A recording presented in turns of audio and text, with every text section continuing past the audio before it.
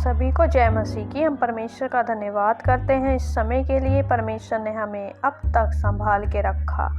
आइए हम भजन संहिता 52 पढ़ेंगे। परमेश्वर का न्याय और अनुग्रह। हे वीर, तू बुराई करने पर क्यों घमंड करता है? ईश्वर की करुणा तो अनंत है। तेरी जीभ केवल दुष्टता घड़ती है। सान धरे हुए उस्तरे के समान वह छल का काम करती है। तू भलाई से बढ़कर बुराई में और धर्म की बात से बढ़कर झूठ से प्रीति रखता है। हे छली जीभ, तू सब विनाश करने वाली बातों से प्रसन्न रहती है। निश्चय ईश्वर तुझे सदा के लिए नष्ट कर देगा। वह तुझे पकड़कर तेरे डेरे से निकाल देगा और जीवितों के लोक से तुझे उखाड़ डालेगा। तब धर्मी लोग इस घटना को देखकर डर जाएंगे और यह कहकर उस पर हंसेंगे, देखो, यह वही पुरुष है जिसने परमेश्वर को अपनी शरण नहीं माना, परंतु अपने मन की बहुत आयत पर भरोसा रखता था और अपने को दुष्टता में दृढ़ करता रहा। परंतु मैं तो परमेश्वर के भवन में हरे जैतून के वृक्ष के समान हूँ। मैंने परमेश्वर की करुणा पर सदा सर्वदा के लिए भरोसा रखा है। मैं तेरा धन्यवाद सर्वदा करता रहूँगा, क्योंकि तू ही ने यह काम किया है। मैं तेरे ही नाम की बाट जोहता रहूँगा, क्योंकि यह तेरे पवित्र भक्तों के सामने उत्तम है।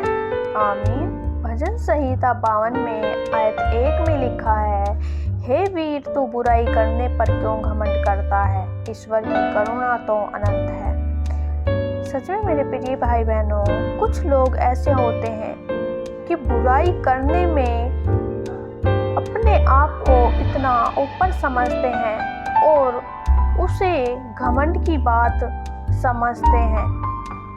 परंतु परमेश्वर का वचन कहता है ईश्वर की करुणा तो अनंत है। इसलिए बुराई से हमें बचना चाहिए। हालेलुया।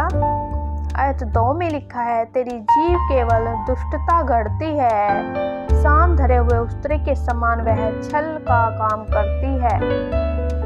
तो भलाई से बढ़कर बुराई में और धर्म की बात से बढ़कर झूठ से प्रीति रखता है। सच में मेरे प्रिय भाई बहनों, परमेश्वर का वचन कहता है तेरी जीभ केवल दुष्टता घड़ती है। क्योंकि कुछ लोग होते हैं जो सिर्फ अपनी जुबान से दुष्टता की बात करते हैं और उनकी जीभ एक सान धरे उस्तरे के समान होती है।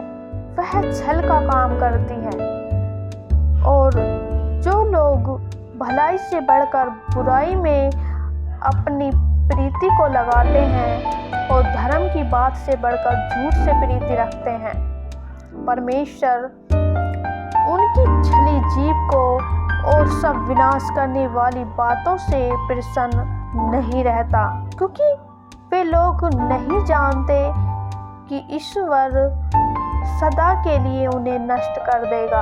और वचन कहता है वह तुझे पकड़कर तेरे डेरे से निकाल देगा और जीवितों के लोक से तुझे उखाड़ डालेगा। जो लोग दुष्टता की बातें घड़ते हैं, अपनी जीभ को इस्तेमाल करते हैं और छल की बातें बोलते हैं, परमेश्वर उनकी जीभ को उखाड़ फेंकेगा।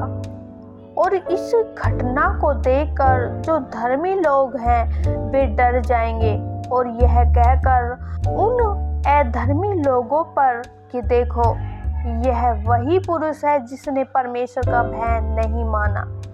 सच में मेरे प्रिय भाई बहनों, एक दिन ऐसा आएगा कि जो धर्मी लोग हैं उन लोगों पर हंसेंगे कि ये वही लोग हैं जिन्होंने परमेश्वर पर विश्वास नहीं किया। उन्होंने अपनी धन पर भरोसा रखा, परंतु परमेश्वर पर भरोसा नहीं किया, परंतु परमेश्वर पर विश्वास नहीं किया।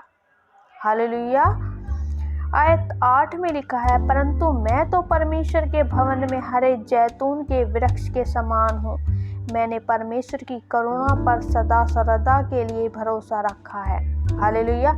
सच में मेरे प्रिय भाई बहनों, जो परमेश्वर पर विश्वास रखता है वह परमेश्वर के भवन में हरे जैतून के वृक्ष के समान है, क्योंकि परमेश्वर की करुणा उन लोगों पर सदा बनी रहती है जो परमेश्वर पर सर्वदा भरोसा रखते हैं, सर्वदा परमेश्वर पर विश्वास करते हैं, क्योंकि हमारा परमेश्वर सर्वशक्तिमान परमेश्वर है जो सब कुछ कर सकता है। हालेलुया।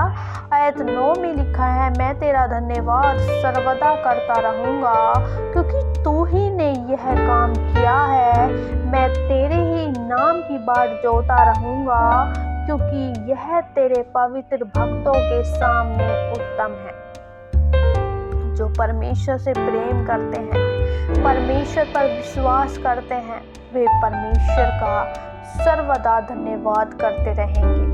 और सच में मेरे प्रिय भाई बहनों, हमें परमेश्वर का धन्यवाद करना चाहिए क्योंकि परमेश्वर भला है और परमेश्वर ने हमारे जीवन में सब कामों को किया है। हम उस विश्वास से परमेश्वर की बाट जोहते हैं क्योंकि हम परमेश्वर पर भरोसा रखते हैं।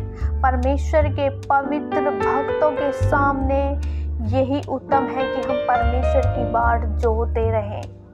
तो मैं आशा करती हूँ परमेश्वर के वचन को पढ़े जाने के लिए परमेश्वर आपको बहुत आयत से आशीष दे। आमीन, आमीन, आमीन।